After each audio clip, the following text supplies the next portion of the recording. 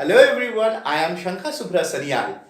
Today, before I begin the session, let me talk to you about a small but powerful quote. They say, whether you can or you cannot, both ways you are right. What do they actually mean by that? If you start believing that you can do even the toughest of the oppositions, you can crack through. But then, if you start believing you cannot, even with the might that you have, you might not accomplish. It all starts over here. So, start believing positive, and that's how you can achieve the unachievable. Well, today I'm going to talk about friction in this lecture, and I'll start off with what is friction, how it is caused, and we'll be also discussing about what are the factors affecting friction. Let's start. When we push a box lying on the floor with a small amount of force, it does not move. It means that the surface of floor on which the box is resting exerts some force on the box which acts in a direction opposite to the force of our push. Or, in other words, we may say some force is acting on the bottom of the stationary box which opposes its motion due to which the box does not move. This natural force between the floor and the bottom of the box, which opposes the motion of the box or on the floor, is called friction. Let us take another example. A ball moving on the ground slows down gradually and stops after covering some distance. We know that a force is required to stop a moving ball. This means that a force is exerted by the ground on the moving ball, which opposes its motion and brings it to a stop. This force, which opposes the motion of ball on the ground, is called friction. Let us now define friction. The force which always opposes the motion of one object over another object in contact with it is called friction. Friction occurs between the two surfaces which are in contact with each other.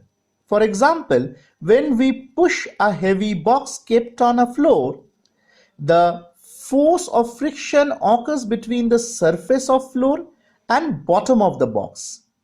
And in the case of a ball rolling on the ground, friction occurs between the surface of ground and the surface of the ball. In fact, friction acts on both the surfaces in contact with each other.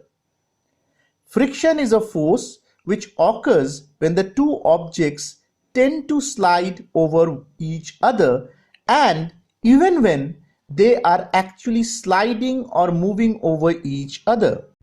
The force of friction always opposes the motion of one object over another object. So, the force of friction acts in a direction opposite to the direction in which an object moves or tends to move. This will probably become more clear from the activity that we are going to discuss now. Let us place a book on the table. Give a push to this book towards the right side. We will find that the book moves through some distance towards the right and then stops. Since the book moving towards right stops on its own, this means that the force of friction is acting on it in the opposite direction, which in this case is towards the left, which is opposing its motion and making it stop. Thus, when the force is applied by our push to move the book towards right side, then the force of friction acts toward left side, which is in opposition to the direction of motion of the book, or we can say it is opposite to the direction of motion of the book. Let us now give a push to the book towards the left side. We'll find that the book moves some distance towards the left and then again stops. Since the book moving towards left side stops on its own, This means that the force of friction is acting on it in the opposite direction, which now in this case is towards the right, which is again opposing the motion and making it stop. Thus, when the force is applied by our push to move the book towards left side, then the force of friction acts towards the right side, which is in opposite direction to the motion of the book. Every object has a rough surface, though the surface may appear to be smooth to the naked eye. When we see through a microscope, it is found that the surface of all the objects have rough edges. Some of the particles on the surface of objects are in the form of hills, while others form groups. We call it groups and ridges. Well, the tiny hills and grooves on the surfaces of objects are called irregularities of surfaces. When we try to move one object over another, these irregularities present on their surfaces gets entangled or locked with one another.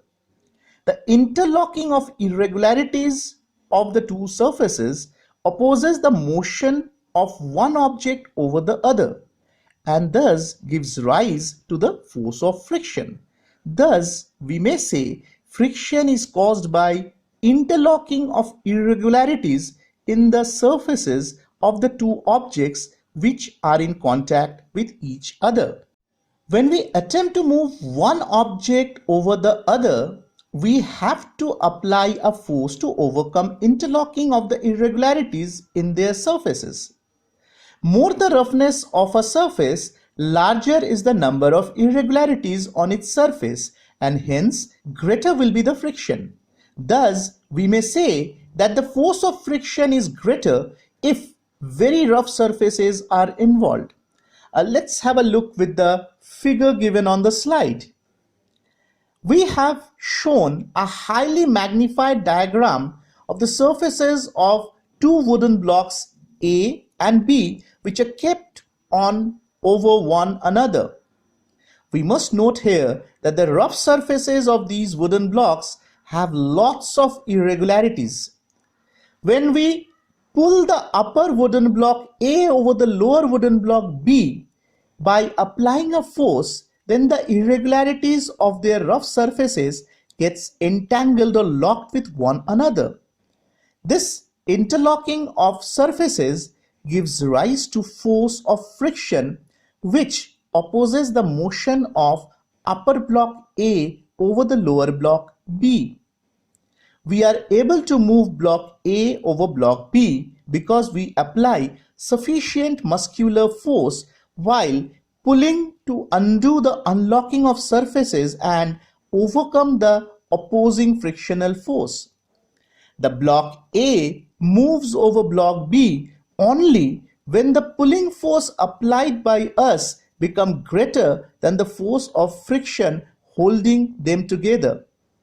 Friction is small for smooth surfaces like glass and ice, while friction is much greater for rough surfaces like sandpaper and concrete.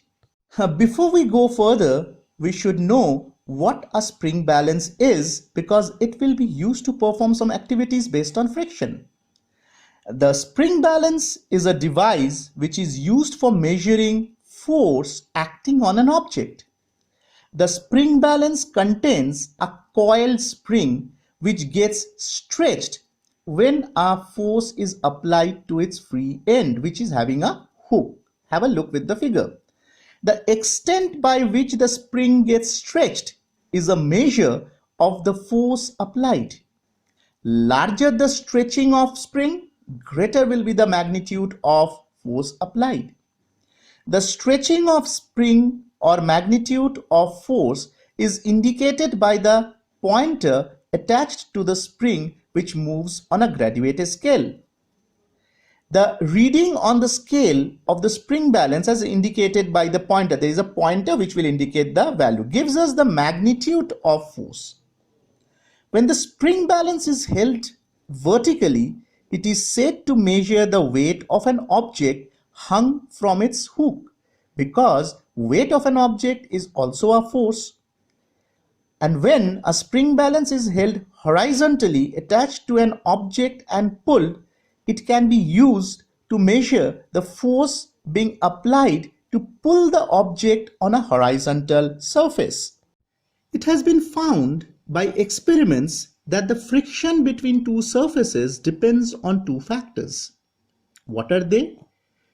Firstly, the nature of the two surfaces, I mean the smoothness or roughness of the two surfaces, and secondly, on the force with which two surfaces are pressed together.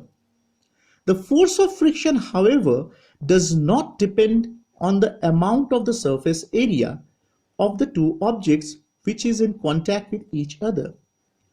We will now try to study how the friction depends on the nature of the two surfaces as well as on the force with which the two surfaces are pressed together.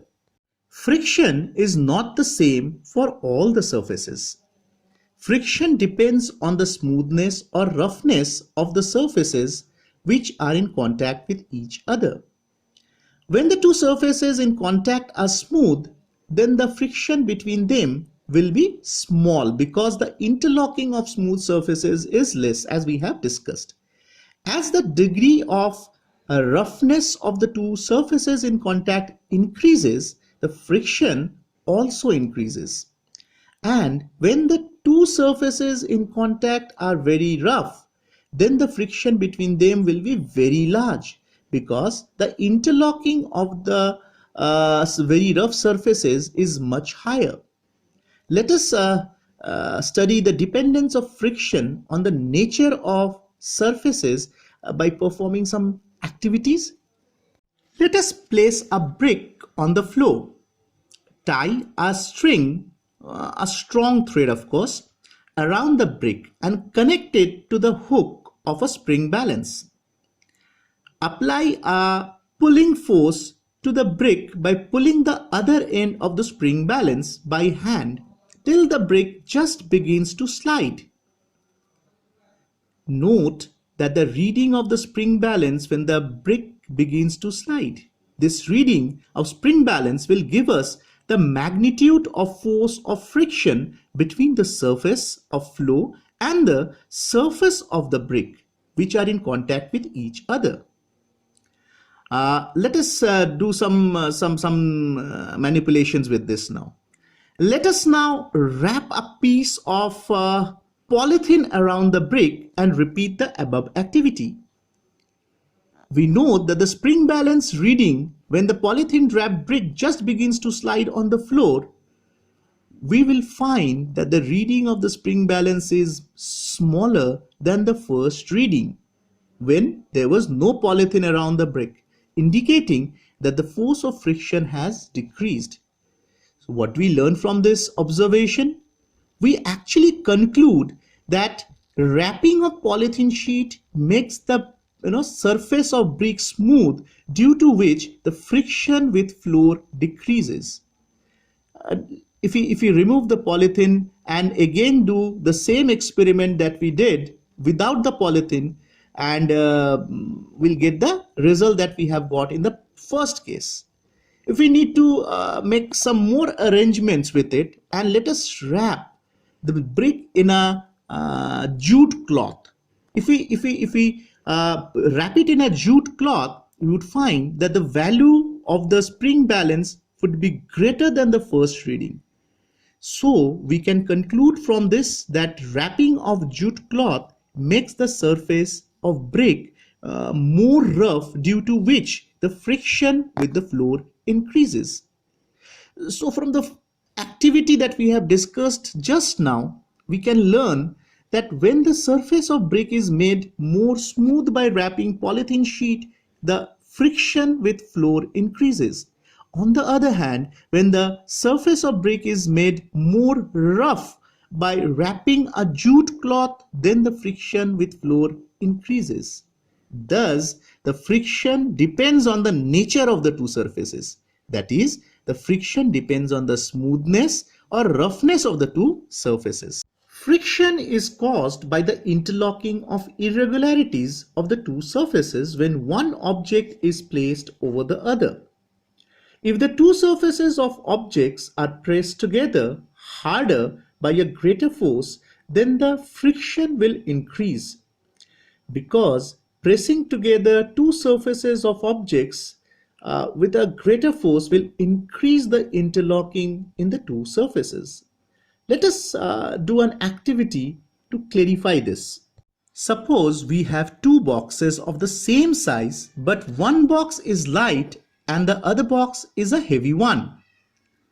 If we push both the boxes on the floor one by one, we'll find that we have to apply only a small force to make the lighter box move on the floor, but a much larger force has to be applied to make the heavier box move on the floor. This shows that there is less friction between the light box and floor, but much more friction between the heavy box and the floor. We know that the weight of the box is also a force which acts in the downward direction. Now, because of its smaller weight, the light box presses on the floor with less force, and hence the friction between lighter box and the floor is less. This lesser force of friction allows the lighter box to be moved easily by applying a smaller push. On the other hand, because of its greater weight, the heavy box presses on the floor with a greater force. Since the surfaces of heavy box and floor are pressed together harder due to the greater force, the friction between them increases and becomes much greater. This greater friction does not allow the heavy box to be moved on the floor by applying a small force. A much larger force of push has to be applied to make the heavy box move on. Thus, we find that the friction between two surfaces depends on the force with which the two surfaces are pressed together. Well, this brings us to the end of the lecture.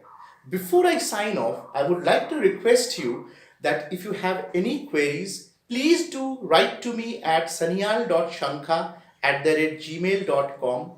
It's given on the screen, and whatever feedbacks you have, in case you have any, please do share with me. It would be a pleasure to be interacting with you with your queries and solving them. Thank you.